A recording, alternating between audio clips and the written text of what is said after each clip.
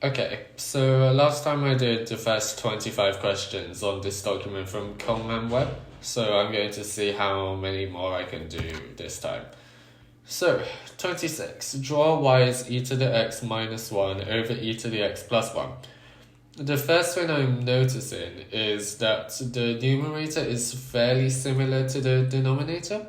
So, as x tends to infinity, both the numerator and the denominator will tend to e to the x, so y will tend to 1, which means y should have an asymptote of y equals 1.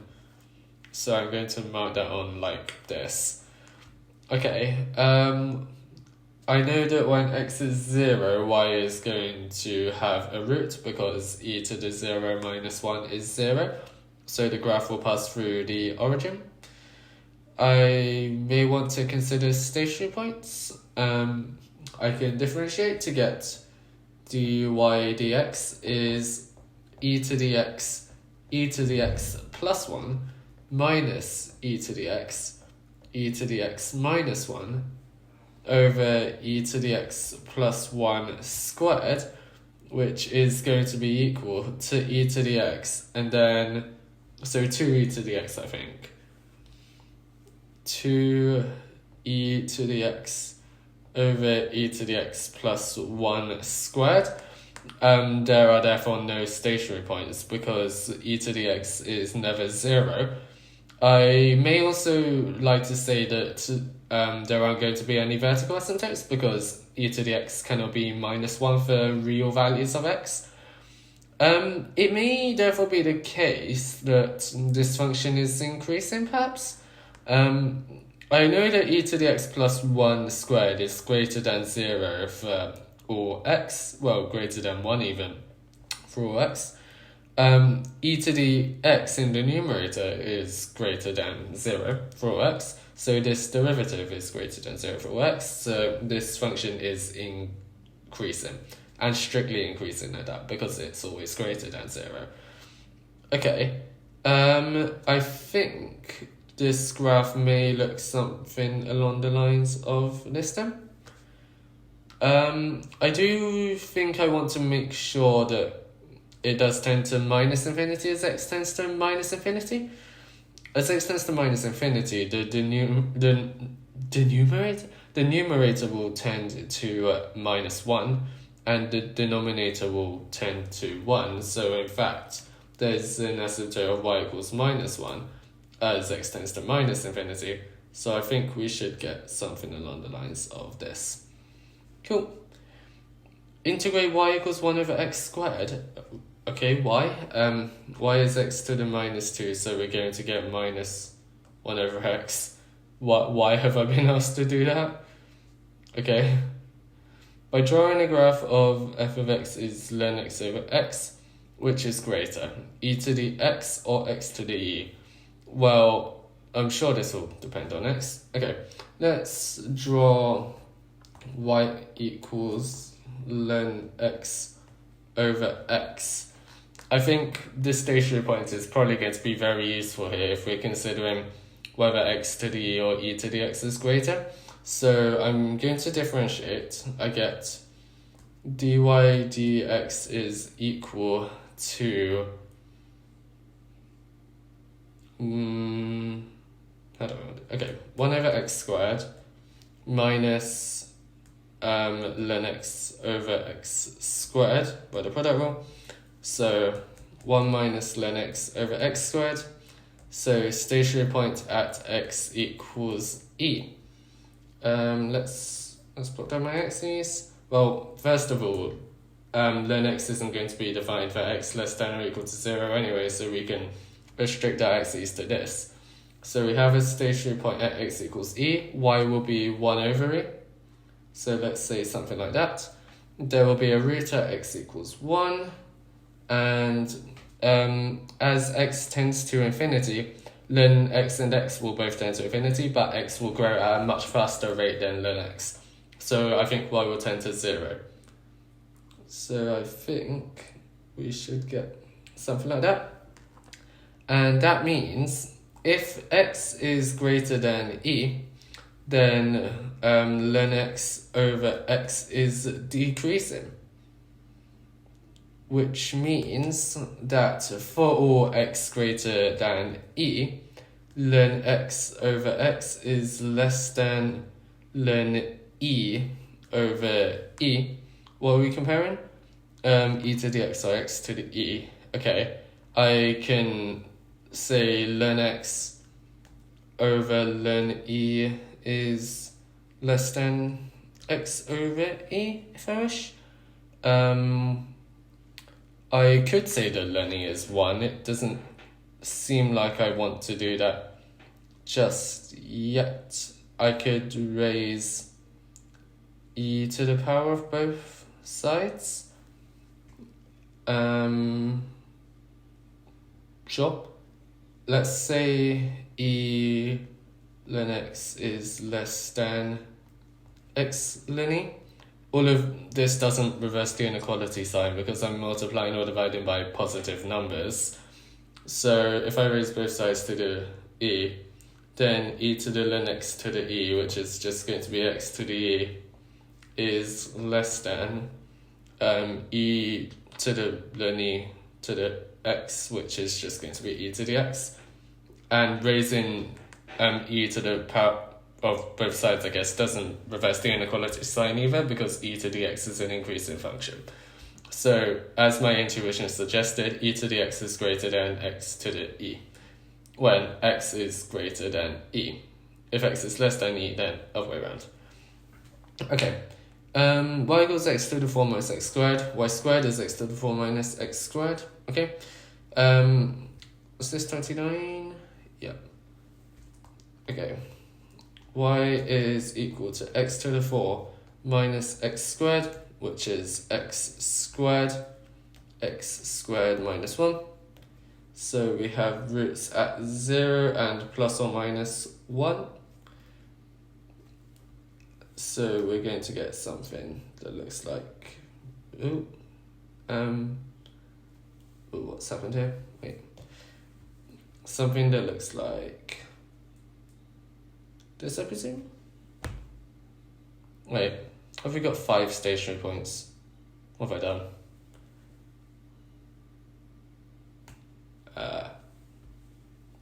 So something like this, actually. Yeah, okay. So when we zoom into the origin, if you sort of imagine doing that, I think we'd get something that probably looks like minus x squared. And I think that makes sense because as x gets really small, x to the 4 gets ridiculously small relative to minus x squared. So we're going to be left with sort of the approximation y is approximately minus x squared. So I think that makes sense. Now, y squared is x to the 4 minus x squared. Well, I know that if x to the 4 minus x squared is less than 0, then there are going to be no real values of y. So I think between minus 1 and 1, there are going to be no solutions apart from x equals 0, where there is a point at the origin. Okay, we know that any root of x to the 4 minus x squared is also a root of our new equation. And I think we can sort of imagine this would just increase as well, maybe at a slightly slower rate. I think we should get this, but of course there's symmetry in the line y equals 0.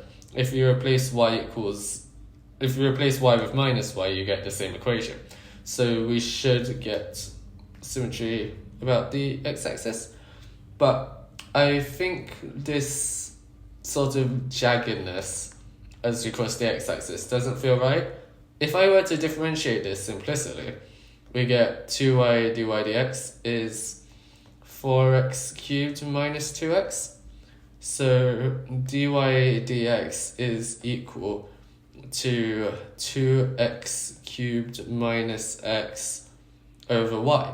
So since 1 and minus 1 are roots of the original equation, that means y will be 0 there. So that means we should have what looks like a sort of infinite gradient there. So it should look something more like this. Cool. I may also remark that this is an even function. If you replace x with minus x, you get the same thing. Okay. What's next? There are 3 children. At least one of them is a girl. What is the probability that they are all girls? I mean, I guess I'd have to know sort of birth statistics about how many boys and girls there are in the world. I think it seems like this question is intending that the probability of a child being a boy is a half, and the same for a girl. So I think I'm going to make the assumption that that's what this question intends. So we have 3 children. We know that at least one of them is a girl. What is the probability that they are all girls? Well, if we were to say the probability that they are all girls, given at least one is a girl, then this is equal to the probability that they're all girls and at least one is a girl, which is just the probability that they are all girls, which is an eighth, and then divided by the probability there's at least one girl, which is going to be 3 times a half. I think that makes sense. I just want to check that I may have issues of sort of independence here. Well, I guess I could just do 1 minus... Wait, how have I got a number greater than 1 for a probability? I could do 1 minus the probability that they're...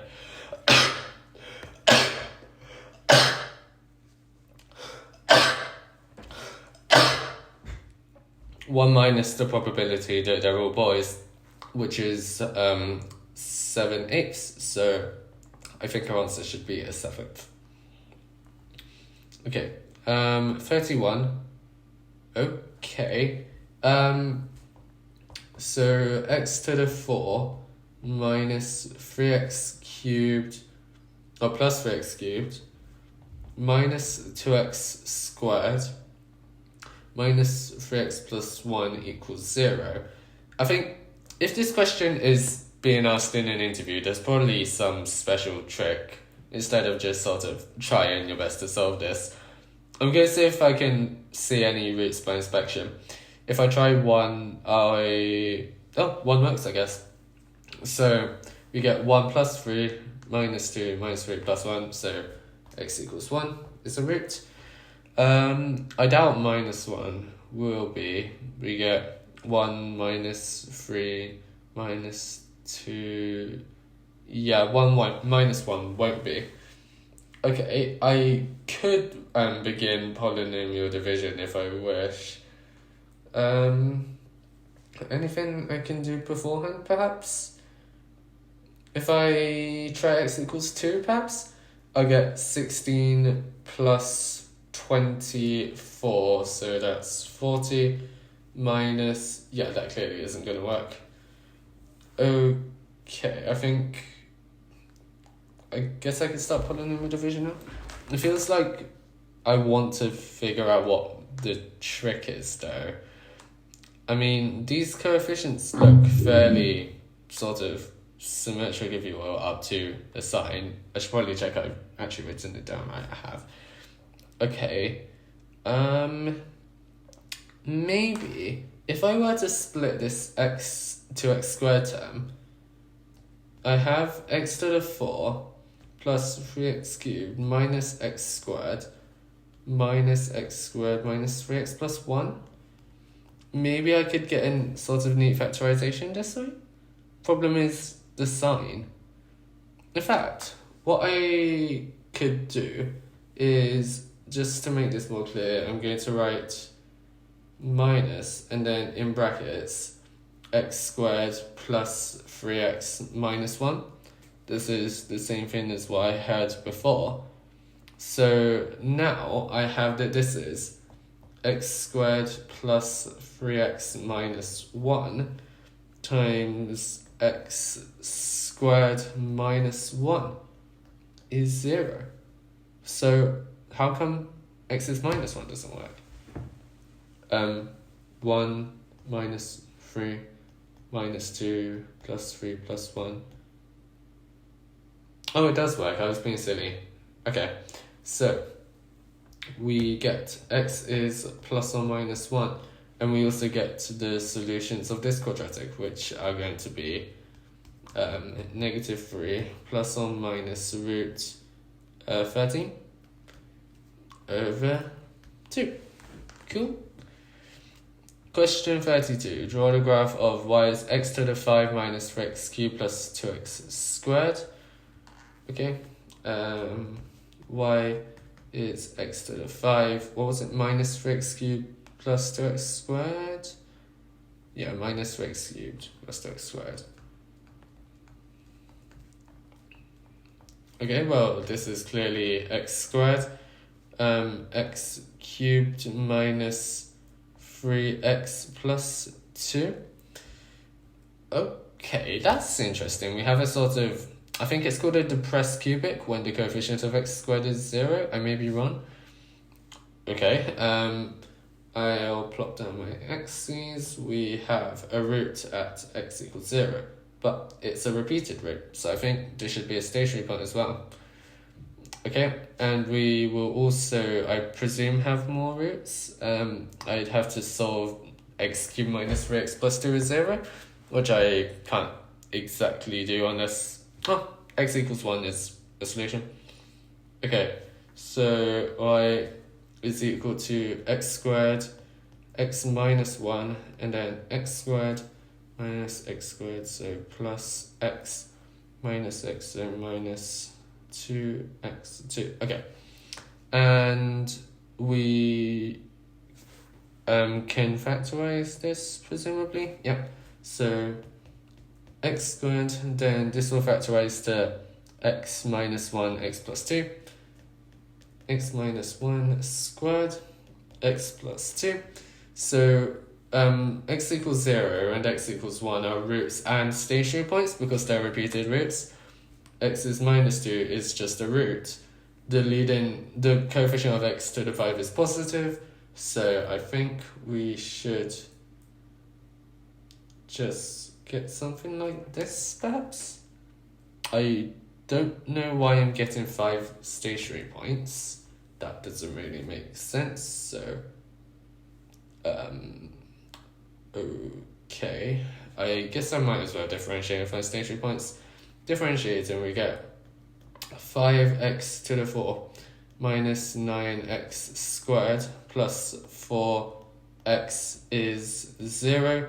So we have, for stationary points, of course, x, 5x cubed minus 9x plus 4 equals 0. We already have our x minus 1 thing, as I've already said.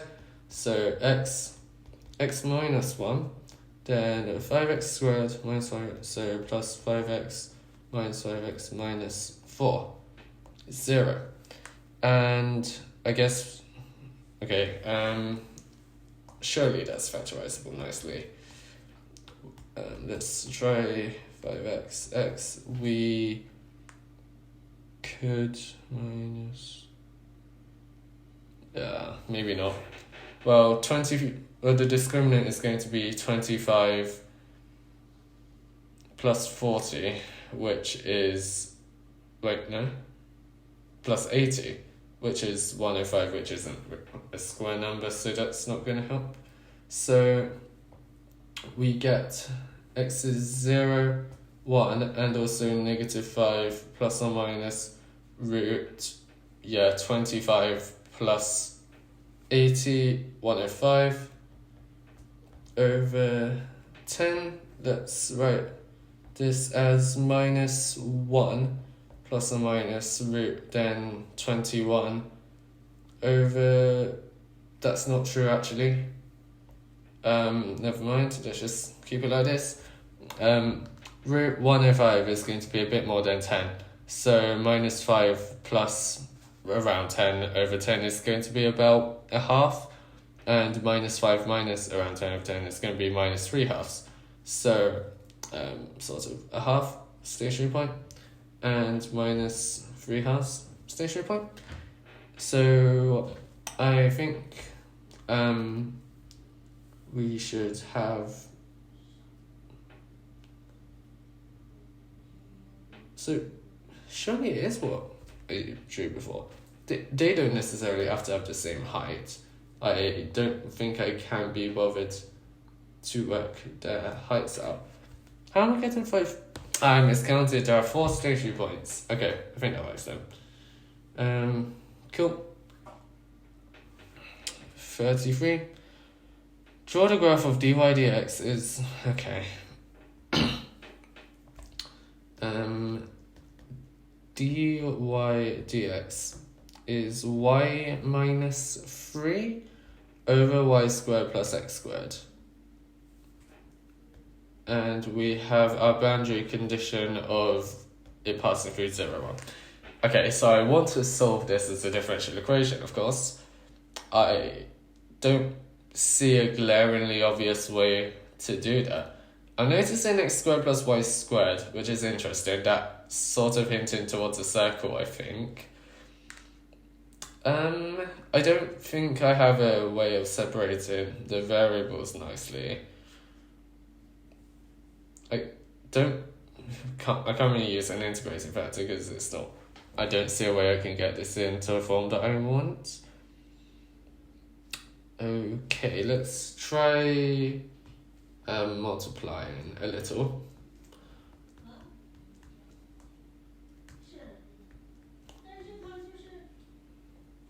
Okay, I could maybe sort of solve this as a quadratic in y, perhaps? Y squared dy dx minus y, then plus 3 plus x squared dy dx is 0.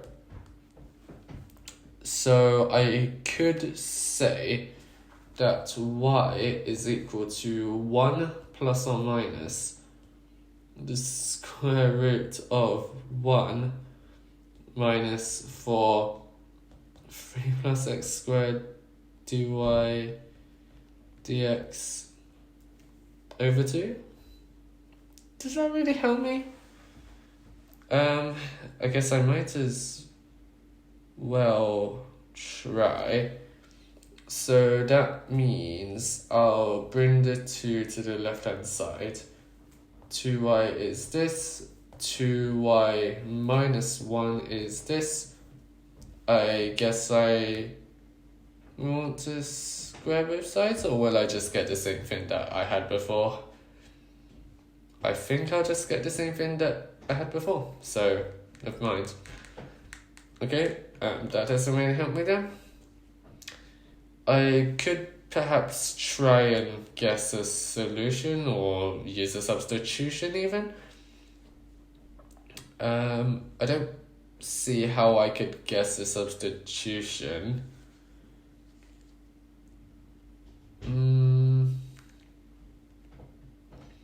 If I were to try sort of the standard thing of y is e to the rx, I'd get something like r squared e to the rx minus e to the rx plus 3 plus e to the 2r. I don't think that would work.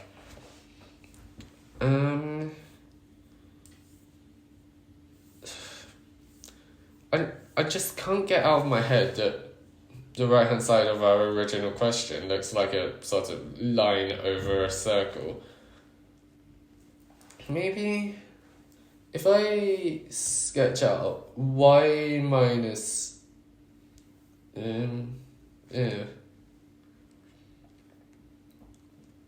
if I were to do sort of y equals 3 and x squared plus this doesn't really make sense though. I'm not trying to sketch y, by the way. I'm just sort of getting the sense of the functions involved. I don't really see what I could do here. Maybe it is related to a circle in some way.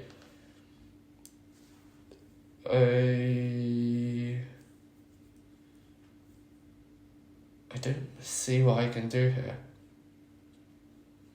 I think I'm going to move on. Or I guess I could try substitution maybe. Maybe like y equals ux. So y squared, then u primed x plus u plus x squared u primed x plus u is equal to y minus 3. Well, ux minus 3.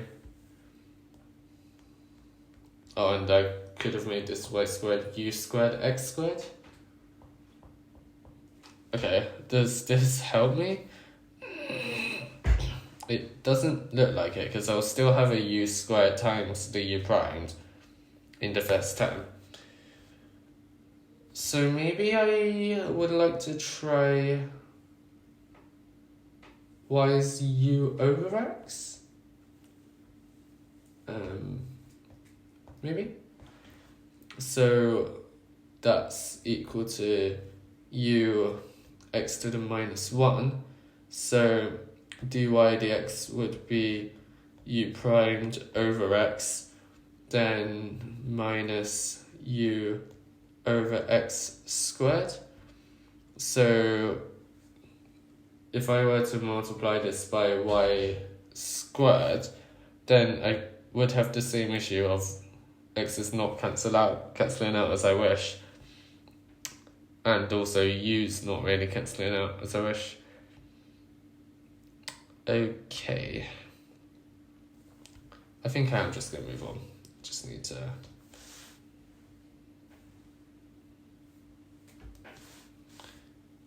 Okay, yeah, I'll just move on and leave that. Draw the graph of y is x squared e to the minus x. Y is x squared e to the minus x.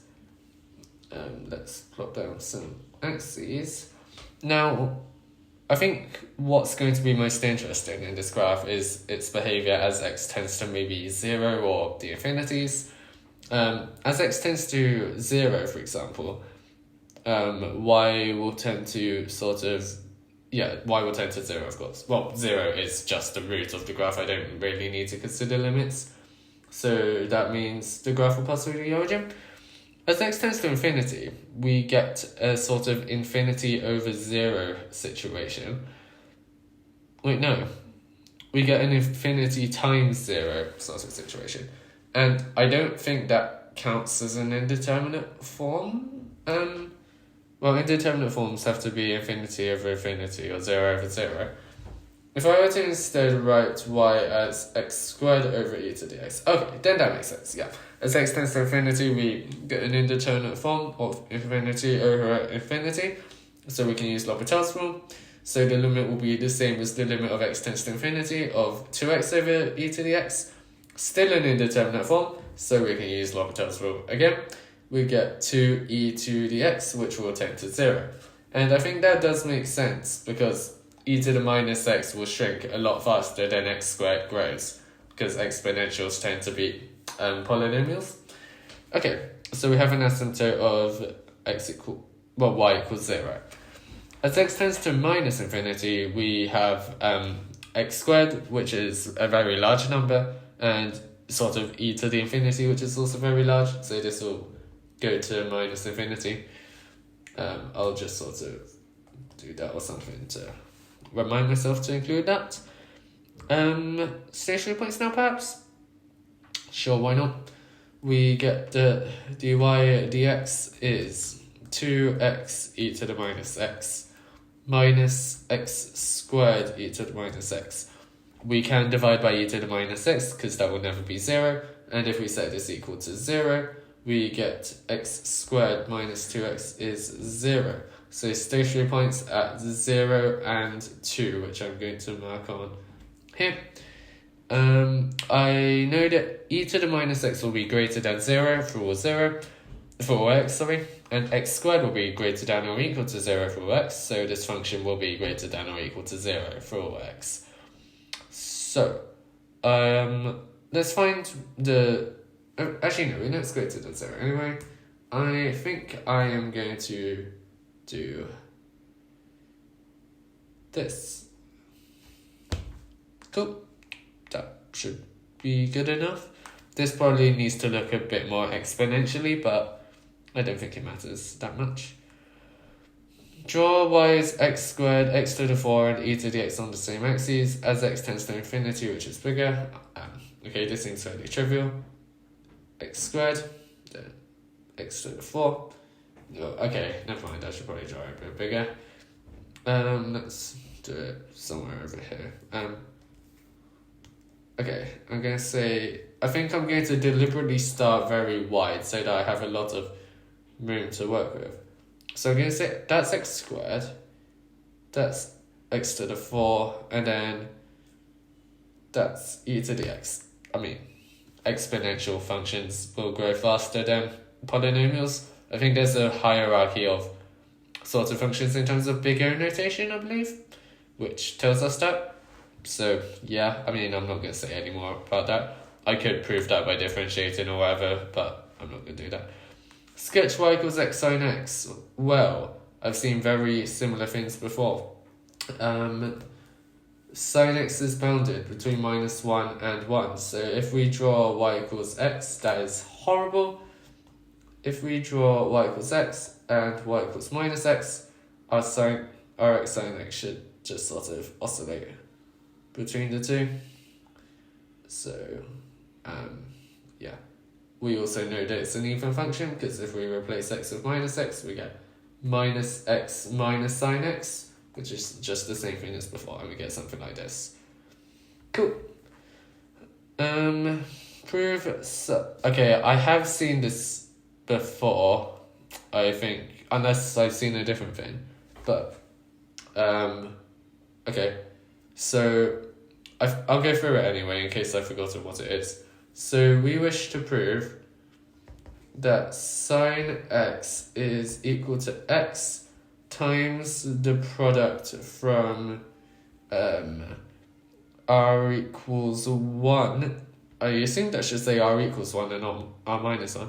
R equals 1 to infinity of cos x over 2 to the r. Is that what it was?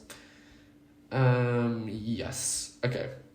So, I know that sine of x is equal to a half sine x over 2 cos x over 2.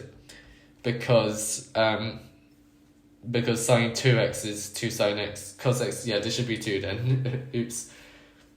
Yeah, so sine 2x is 2 sine x cos x. So this immediately follows if we change x with x over 2. So sine x over 2 is therefore going to be 2 sine x over 4 cos x over 4. And if we repeat this infinitely, we'll get sine x is the limit as, I'll say, n tends to infinity of 2 to the n, then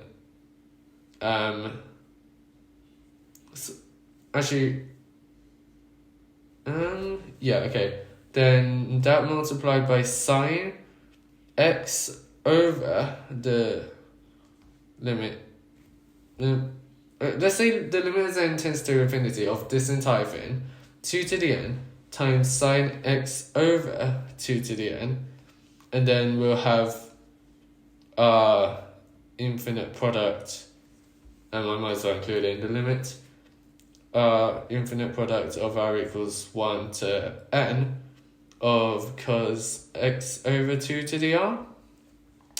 And the trick in this, which when I first tried to do this I did not see at all, which I think is really smart, is to... So if I'm going to ignore the limit sign because I can't be brought to rewrite it every time. 2 to the n sine x over 2 to the n, you can notice that the 2 to the n is sort of present outside and inside the 2 to the n. So we want to prove that sine x is x times this product. So I think what we could do is write 2 to the n over x times sine x over 2 to the n. So this is going to be sine x over 2 to the n over x over 2 to the n times x. And this is of the form sine u over u, where u is x over 2 to the n. So we know that as n tends to infinity, u will tend to 0, and the limit of sine u over u as u tends to 0 is 1. We can, I guess, use L'Hopital's rule for this. Differentiated, we get cos u over 1 as u tends to 0, that's 1. The problem is that's circular reasoning, because to define the derivative of sine u as cos u, we need to sort of know this limit. So, I mean, how we can prove this limit using the squeeze theorem. I believe because 1 is less than or equal to sine u over u is less than or equal to something else. I think it was cos u. Taking limits, we can sort of use the squeeze theorem, which is pretty cool. So that means we get our result. Sine x will tend to x times this infinite product. Cool. What do you know about differentiation? I could say a lot about differentiation. I'm not going to. I can't be bothered. Okay, just differentiating each term by first principles. I think that's fairly standard. I'm not going to do that. 2 trains are moving. So that the first train with mass m is moving at v meters per second, and the second train with mass m is stationary. The first train collides with and sticks to the second train with the speed of the train after the collision. Okay. I'm going to draw my first train and my second train. My first train has mass m, my second train has mass m. So it's moving at v meters per second, and this train is stationary. I could use the conservation of momentum. So mv is going to be equal to the speed of the train after the collision. I'm going to call, I guess, v2. Why not? So mv is going to be equal to m plus mv2. If they collide and stick together, they'll sort of become one entity of mass m plus m. So that means v2 is just mv over m plus m. I don't think there's anything more to that. Oh, there's more in this question. What other forms of energy is the kinetic energy converted into on impact? Thermal energy, I presume. Are we calling sound energy? I mean, it's basically mechanical energy because the air molecules are vibrating. Which is kinetic energy, I guess. But in some sense, thermal energy is also kinetic energy because it comes from particles moving, but that is on a very small scale of particles. So I guess I'll say thermal energy is sound energy.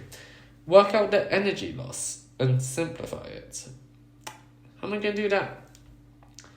Well, the first train has kinetic energy half mv squared, and so that's the energy before the collision. The energy after the collision is going to be a half m plus m, then mv over m plus m squared. So maybe there's energy loss here. This is going to be a half, then mv, so a half times m squared v squared over m plus m. So I think I can calculate the difference if I wish. So if I factorize out a half mv, then we are going to have 1 minus mv over m plus n. I don't really think I can simplify that any further. Okay, I think I'm going to leave it at that. If I bet £5 on you, getting a heads when you flip a coin, what is a fair bet? What? Do you mean fair bet for like me as a player? I don't really get what this means. Well, if you bet £5 that I will get a heads when I flip a coin, then I think it makes sense that I bet £5 I'll get tails, because the probabilities of heads and tails are equal, so you should probably get equal payouts. Okay. If I bet £100 on rolling a 6, what is a fair bet? Well, if you think you're going to get £100 if you roll a 6, then let's say my bet is K or something, then your expected value will be 100 times a 6, then minus, because you're losing money if I win, minus 5k over 6. So this is 100 minus 5k over 6. And I think fair bet is probably something where your expected payout is 0 here. So I'm going to say k is 20. So, yeah. Does that make sense? I hope so. So I think my bet will be, I bet £20 that you won't roll a 6. I'm not sure if that's what the question is intending. I hope they are. And people are in the room. What is the probability that any children share a birthday? That is ridiculously famous. I'm not going to go through it. I mean, I know what to do. How many subsets of ABC are there? 2 to the 3, because you can either choose each element or not choose each element. Second one's going to be 2 to the n. Cool. 8 and 2 to the n. So, sketch f of x is that and g of x is that. Can you find any points of intersection? So, I am going to write them both down. F of x is x to the 5 plus 2x cubed plus x plus 7, was it? Yeah, okay. And g of x is 12 minus x minus 1 to the 4. I think g of x is going to be a lot easier to sketch than f of x, because they're just transformations of x to the 4, which I know. So I'm going to sketch f of x first and then sort of overlay g of x onto it after. So f of x, I'm thinking, okay, if x is positive, then f of x is going to be positive, and if x is negative, then the f of x is going to be in. No, not necessarily, we have the plus 7. Okay, since we only have our powers, if x is positive, f of x is positive. So we should expect to have no roots when x is positive or even 0. Okay, I don't think I can see any roots by inspection. Let's differentiate and find stationary points, I guess. F prime of x is 5x to the 4 plus 6x squared plus 1, which is going to be 5x squared plus 1 x squared plus 1. So, because 5x squared plus 1 and x squared plus 1 are both greater than 0 for all x, then this graph should have no stationary points. Yeah, so a quintic with no stationary points? Really? Is that possible? Surely there must at least be like a point of reflection or something. Have I done something wrong? I don't think so. So this function must always be increasing. I think it should look. This is something like that, maybe? Huh. Okay. G of x is equal to 12 minus x minus 1 to the 4. I'm going to call this 7. So, if I sketch x to the 4, then x minus 1 to the 4 will be that translated to the right by 1 unit. So, something like that. Then we need minus that, so we reflect in the line y equals 0. Then we add on 12. So we should get something along the line. Well, that should be fairly higher than 7, in fact. So that perhaps my sketch is implying that they intersect at x equals 0, which is clearly not the case. I'm just going to change it a little to make it a bit more clear. There may be points of intersection, there may not be. It could also look something like this. I think do I really want to try and solve this as a quintic? I don't know. When x is 0, g of x is going to be 11. So, in fact, we do get points of intersection because we get that pretty much. If that's 11 and that's 12 and 1. So, we do get points of intersection. Can I be bothered to find them? Can you find any points of intersection? I assume that means that I do have to find them. Okay.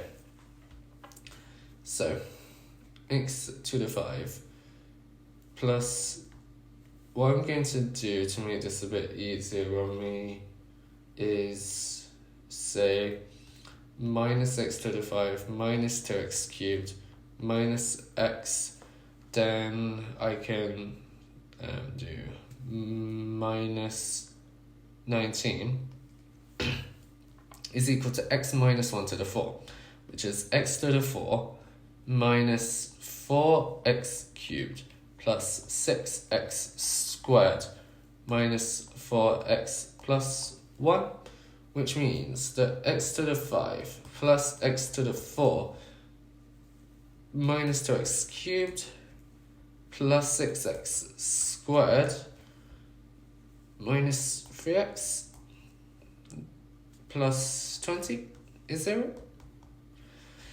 Now, what do I do here? Can I say anything by inspection? 1 maybe? 2 minus 2, 0, no. 2, 32. I don't think I want to try solve this. I am going to move on. What does x squared plus y squared plus z squared equals 1 represent on a 3D graph? A unit sphere centered at the origin. If a plane x plus y plus z equals a intersects the above, what 2D shapes can be made? And find the equation of the plane which makes each shape. I haven't done further vectors yet, so I may not be able to do this. I'll give it a go though. So, if we have our 3D axes, then sphere, we need to intersect this with some plane. We could make if we sort of imagine sort of like a perfect plane cut like this, I assume we get a rectangle? Apart from maybe these curved edges? Well, it's like taking a cross section, really. I assume it would be a rectangle? I'm not sure. What else could we get?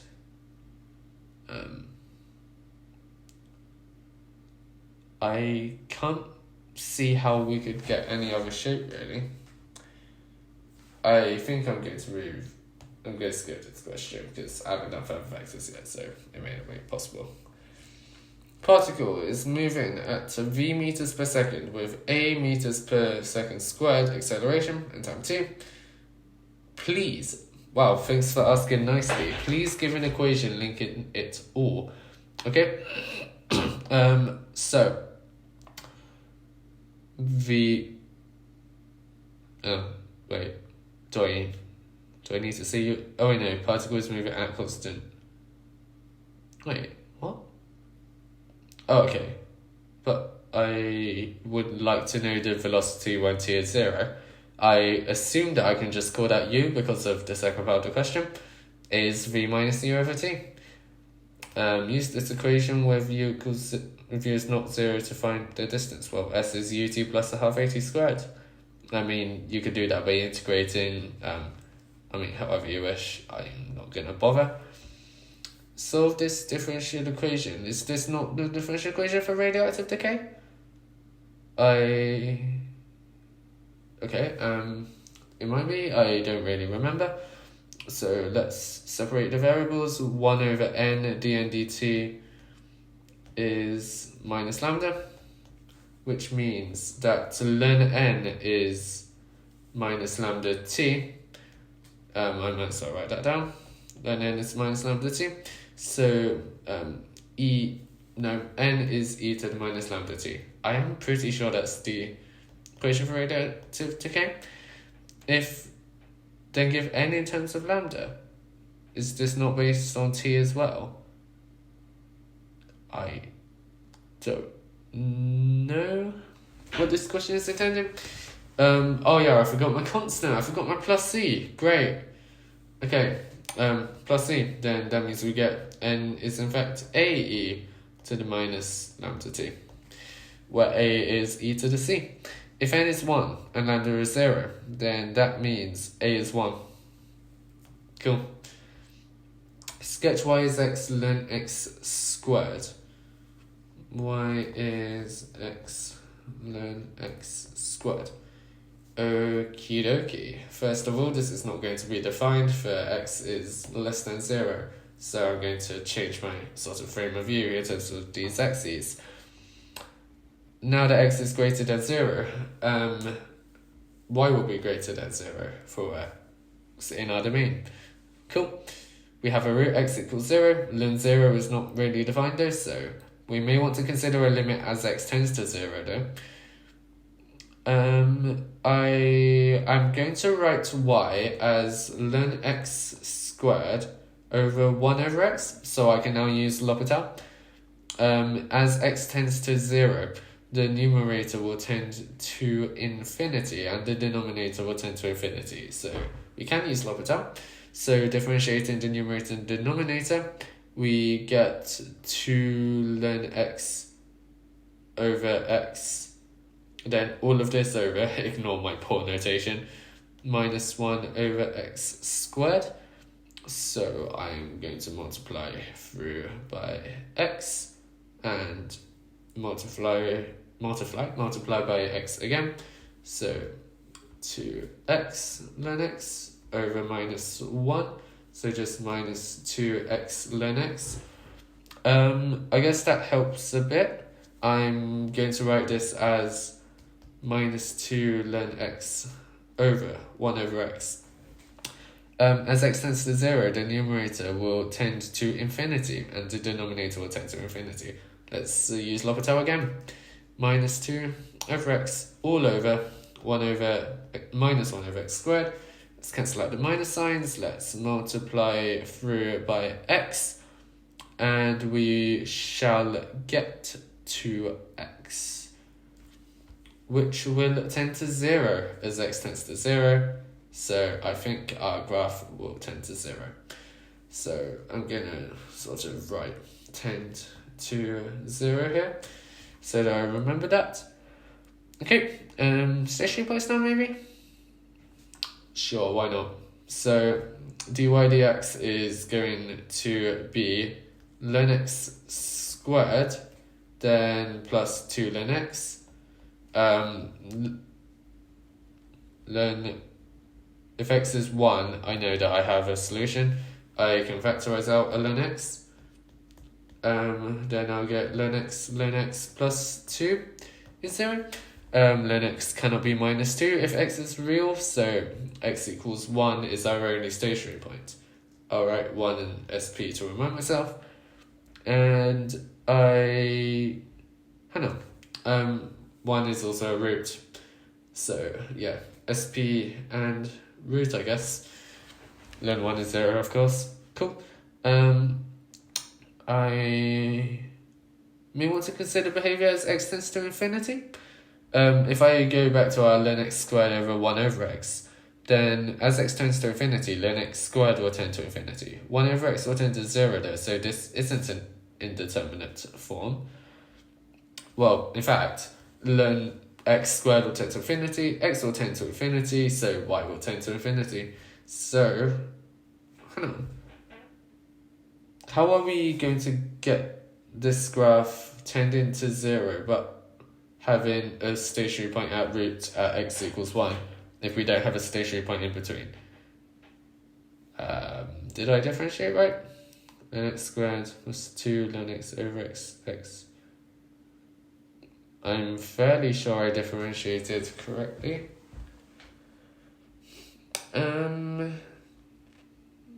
Oh, no, I'm being stupid. It's ln minus 2 we can't do, not ln x is minus 2.